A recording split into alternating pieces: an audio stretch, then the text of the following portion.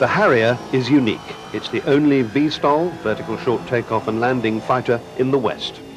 Its versatility, its powerful weapons load, and its ability to land and take off from virtually any terrain mean it can take on many roles. But the Harrier was developed against a background of indecision and skepticism.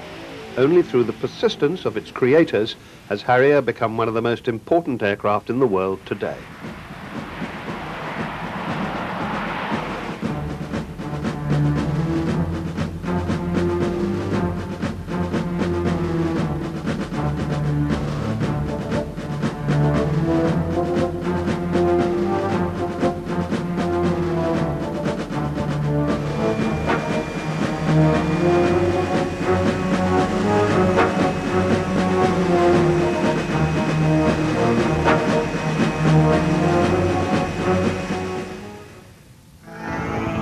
The concept of vertical takeoff is not new. The helicopter has been around for decades.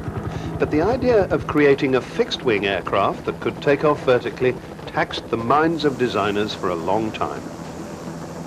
In the mid-50s, Rolls-Royce built a test rig nicknamed the Flying Bedstead. By 1958, this had been converted into a realistic aircraft, the short SC-1. It had no less than 5 Rolls-Royce RB108 engines, 4 of them mounted vertically to give it lift, and 1 mounted in the tail to push it into forward flight.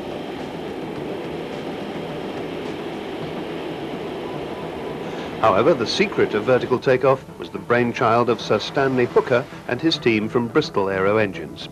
They built an engine based on the idea of a Frenchman, Michel Vibo, that could raise an aircraft vertically by vectoring thrust through 4 nozzles pointing to the ground. By swiveling those nozzles backwards, it was possible to convert vertical flight into forward flight. Sir Sidney Cam, chief designer at Hawker's, now directed his team to design an airframe for a single-engine vertical takeoff fighter. This was to become the P1127. This strange-looking beast had a conventional cockpit with a nozzle control for the engine exhausts, high wings, and a bicycle undercarriage instead of the normal tricycle arrangement.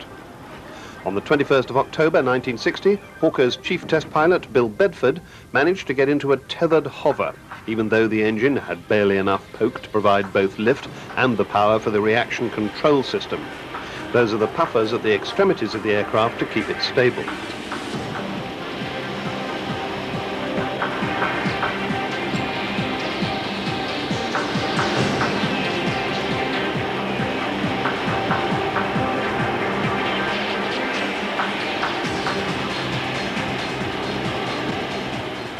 Within 1 month, Bill Bedford had mastered the art of hovering with Stanley Hooker's Pegasus engine. On the 12th of September 1961, VSTOL became a reality when the aircraft transitioned from the hover to conventional flight and back again.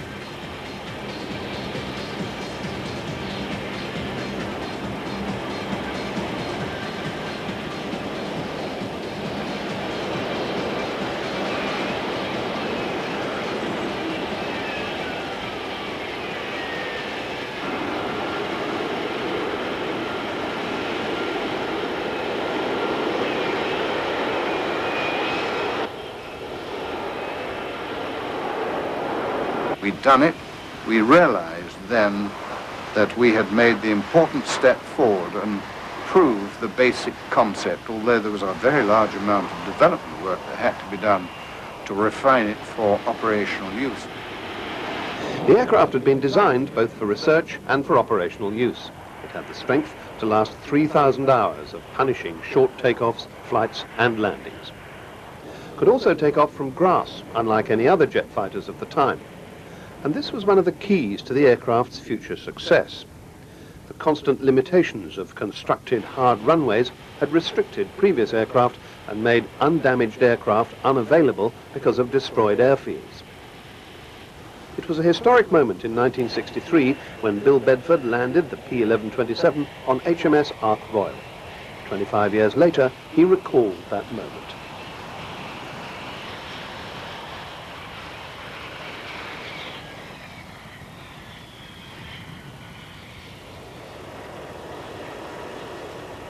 Yeah, it's fairly relaxed from my point of view. Lots of comments made about you'll buckle the deck, You'll deafen the captain and you'll blow the crew overboard. Nothing dramatic like that happening. But the Navy was not impressed. The aircraft could not carry enough stores and armaments, and it only had limited range.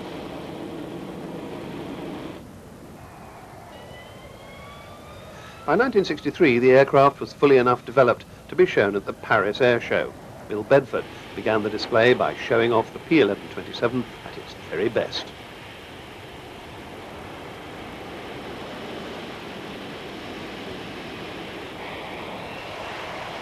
I completed my decelerating transition, was in the middle of a pirouette when suddenly the bottom fell out of my lift and I felt myself plummeting earthwards, and ignominiously I crashed in front of the president's tent on the concrete platform with a progressive disintegration of the undercarriage and very expensive noises taking place.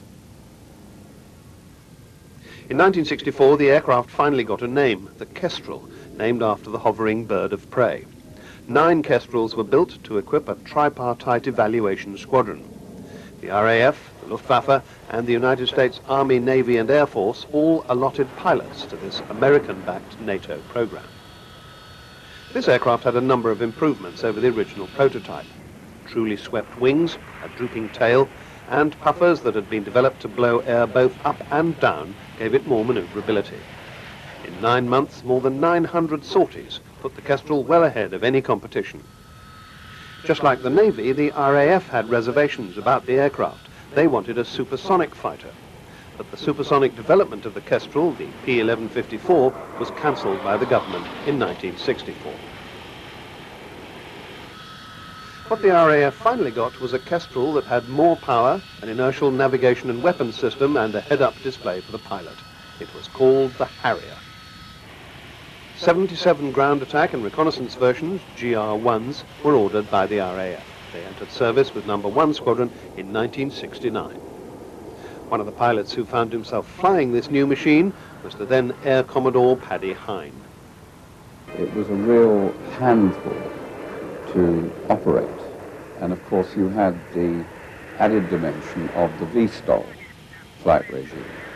And I had never really flown helicopters apart from a 2 weeks induction course.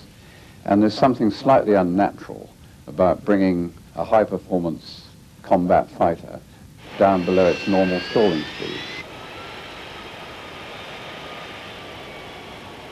In RAF Germany, the Harrier's mission was close air support for the Army.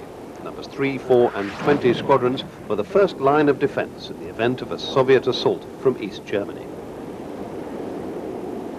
In many ways, I would say that the Harrier was the most interesting aircraft that I've operated in the RAF because of the off-main base deployment option. And we in Germany at that time, this was 1974-75, were much involved in developing that concept. And we could use stretches of road that might be in forests or on the outskirts of villages. We could use the villages in which to hide aircraft. Many of our war sites at that time were in villages themselves. So developing that concept was pioneering stuff. Because of its ability to attack and then hide near the front line, Harrier was used for many sorties each day, either in its attack role or on photographic reconnaissance.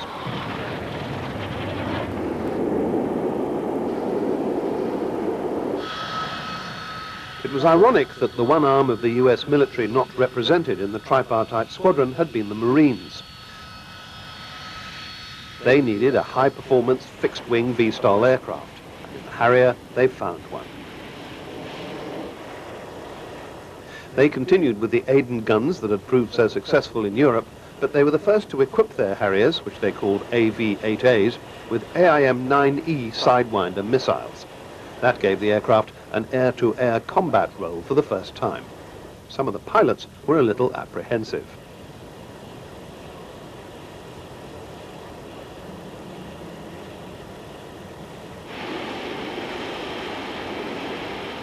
Learning the difference between conventional flight and the transition phase into V-STOL, or vertical and short takeoff and landing, That transition there is probably the most difficult thing to learn. But it's like anything else. It's like learning to walk. Once you learn how, it's easy.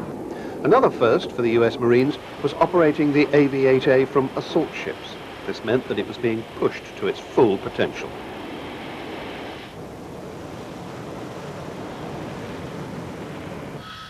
The essence of Harrier operation in Europe was quick turnaround. Even the 18 Matra SNEB rockets per pod, which could be fired singly or in a ripple or all at once, could be loaded very quickly.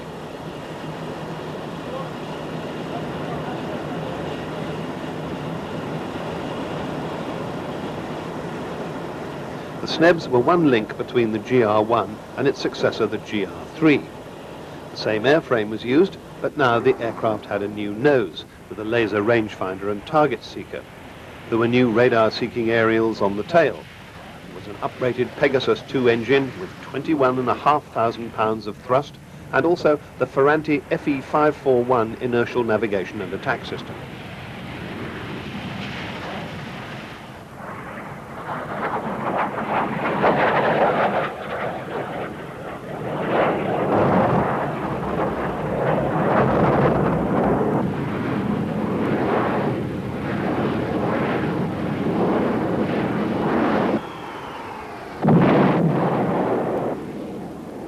Although the Royal Navy was still resisting the Harrier, political cutbacks meant that their carrier fleet was getting smaller. Hawker Siddeley dispatched their demonstrator aircraft, G VTOL, to HMS Blake in 1970 to have another go at convincing the Admiralty.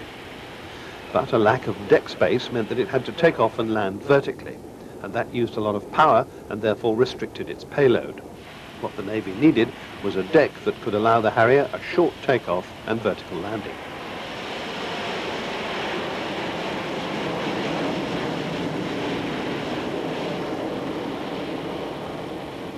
In 1973, a keen skier, Lieutenant Commander Doug Taylor, came up with a staggeringly simple invention. A curved ramp at the end of the flat flight deck did away with the complicated paraphernalia of steam catapult, deck cables and arrestor wires. In August 1977, the first trial ski jump was tried out at the Royal Aircraft Establishment at Bedford. It was found that the Harrier only needed half of its rolling takeoff speed and a third of the deck roll, compared to a takeoff from the flat deck. For the new generation of carriers, only the Harrier would do. They were made for each other.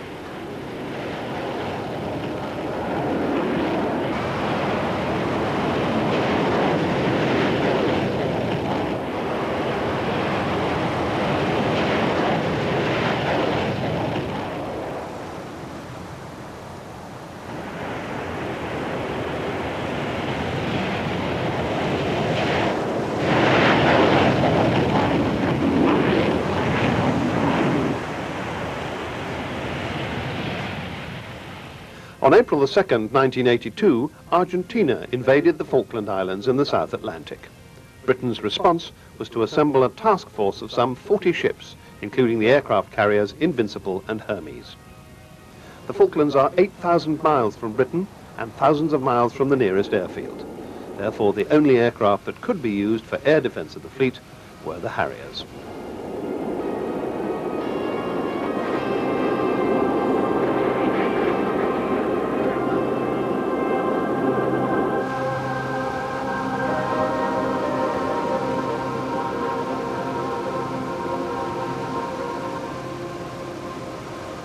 The Fleet Air Arm FRS-1 Sea Harriers were joined by the GR-3 fighter bombers of No. 1 Squadron RAF. They were based on HMS Hermes. And we were going down there in an air defence role initially, but we couldn't carry missiles. So a number of modifications which had to be done to the programme in pretty short order.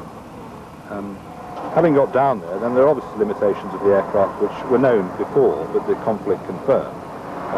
Short range, limited payload, not a particularly effective nav system, and a very limited self-defense system. And indeed, we lost aircraft down there to ground fire. In the dogfights that followed, a trick learnt from the Americans called viffing, vectoring in forward flight, fooled many Argentine pilots when the Harriers seemed to stop in mid-air. On May the 1st, a Sea Harrier flown by an exchange RAF pilot, Flight Lieutenant Paul Barton, downed an Argentine Mirage with a Sidewinder. The Harrier was at war, and it was to destroy more than 20 enemy jets.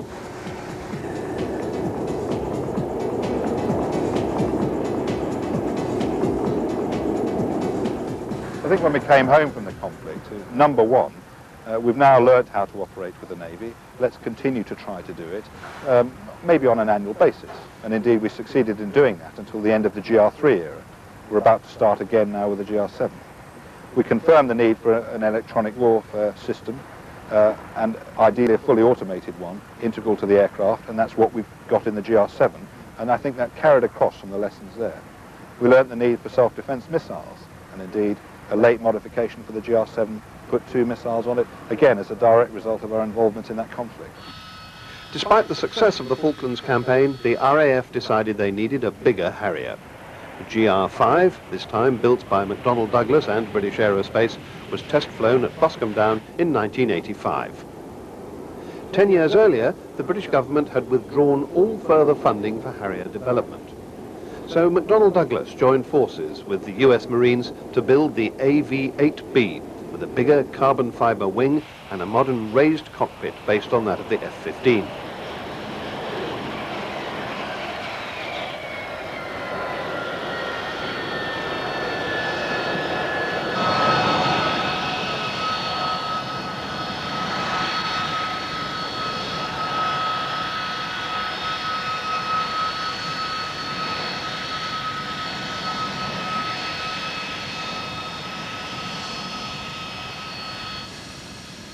The RAF flew their first sortie in the new GR5 in March 1988.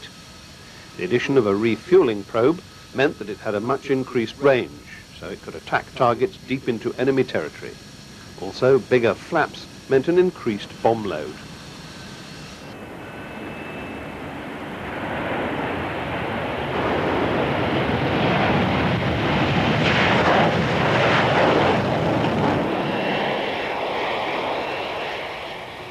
But in 1989, the breakup of the Soviet Union meant that NATO's role changed completely. Suddenly, its main enemy was seeking peace.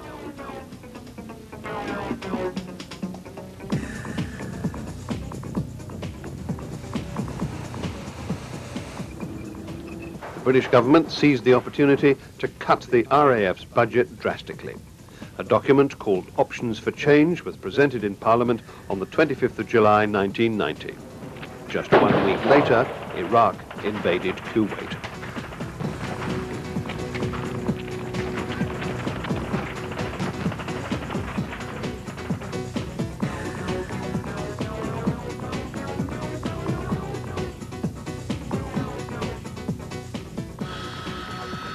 Amongst the vast coalition air force assembled in the Middle East were AV-8Bs for close air support. The overall effect of the air campaign completely neutralized the Iraqi Air Force.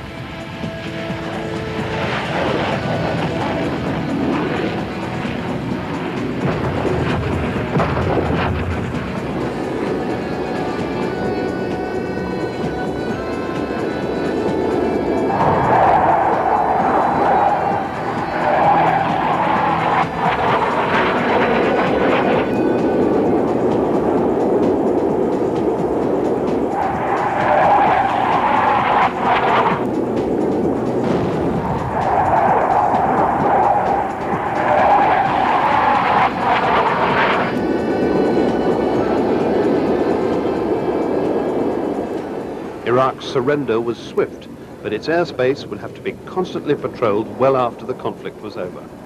That was one of Harrier's roles in Operation Warden, keeping the peace. With the breakup of the Soviet Union came the loosening of the grip of communism on Eastern Europe. One country to feel the worst effects of this was Yugoslavia. Festering, suppressed racialism between Serbs and Croats, Muslim and Christian, broke out into full-scale war by 1993. In an effort to restrict the aggressive Serbs, the United Nations instigated Operation Deny Flight. It banned all fixed and rotary wing aircraft from flying over Bosnian territory. At the center of this operation were the Harriers of HMS Ark Royal patrolling the Adriatic Sea. Here we are poised in international waters. We're beholden to no one. we are in fact a go-anywhere airfield. So it doesn't matter where the wind comes from, or if fog comes and prevents them flying from the shore, then we still have the ability to do that from the sea. RAF Harrier GR7s, the latest version of the aircraft, equipped with FLIR infrared system for night fighting, were deployed to bases in southern Italy. They agreed with the Navy as to the role they were taking.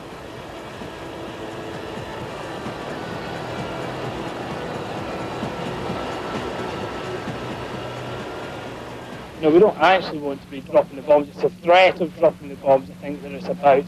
The flexibility, you know, we get airborne, and you can tell us to go anywhere in the theatre, and we can go there. We've got the fuel, we've got the range, we've got the bombs that we carry. And again, it's, you know, carrying the big stick, if you like, the threat. You know, we all hear about drawing the lines in the sand. Well, we're part of that. I mean, we are that line. You know, you step beyond it, the guys on the ground then can call upon us, you know, to give them some help.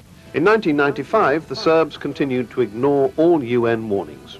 So NATO was ordered to begin air strikes against them. This was the start of Operation Deliberate Force.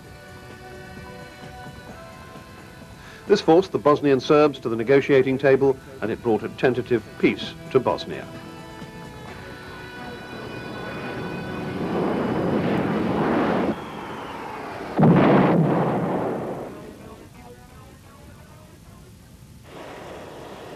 In the years since the Harrier first amazed the world with its ingenuity, no less than 7 military air arms have used the Harrier. Its roles have been many and varied, and it's excelled at all of them. But what of the future? In June 1997, an RAF exercise was directed by the commander of the Harrier Force, Group Captain Clive Loader. His base was a disused airfield in Norfolk. I'm not sure if we're going to learn anything new, except to say that we need to practice the type of operation that we've seen over Bosnia and Iraq. They don't just happen. You can't just go to theatre and expect on day one to get those things right. They are complicated processes, both in the planning and in the coordination and the execution of those sorties. And it's very important for NATO that it is able to practice these in the appropriate scenario, so that it has a high confidence level that when you go on operations, when after all, at day one, people may well be firing things at you, surface to air and air to air, that you've already got your game plan worked out, you're professional, and the losses will be absolutely minimized.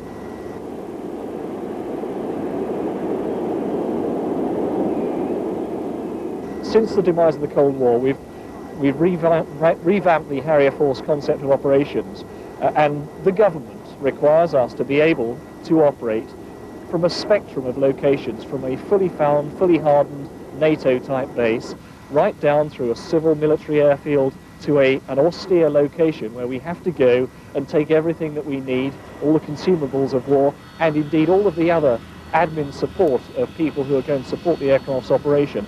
All of that has to be brought into a bare base airfield, and that is exactly what we're practicing here at Sculthorpe.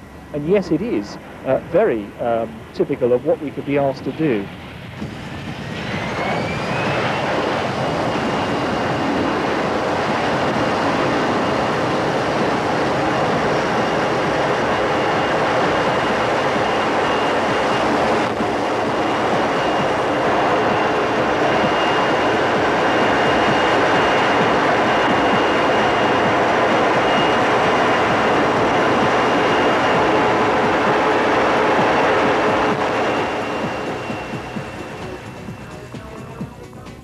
Well, the 7's been in service for about 5 years now, and we've already made great progress with its introduction to service, and indeed it's been blooded in operations over Bosnia and Iraq already.